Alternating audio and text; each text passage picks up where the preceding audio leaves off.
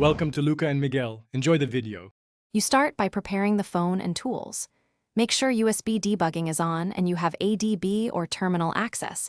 If you use root, confirm SU works.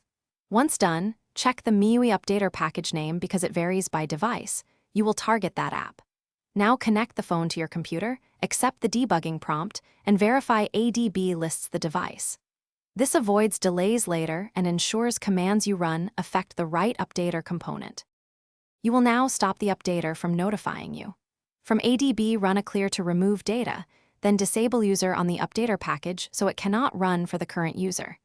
If you have root, remount /system, read-write and rename the updater APK or remove its execute permission. This blocks auto start. Once done, revoke unnecessary permissions like receive boot completed. Make sure to verify the package is disabled. Then reboot so the changes take effect and the notification is suppressed. Finish by rebooting and checking the update screen. You should no longer see the notification. If it still appears, clear system cache and rerun disable commands, or block the updater's network access via firewall or by redirecting update domains in the host's file. Make sure to keep a record of any renamed APKs so you can restore them later. If something goes wrong, re-enable the package or restore the file, then reboot. That will return update functionality without other system changes. Thanks for watching and please subscribe. It's the best investment you'll ever make.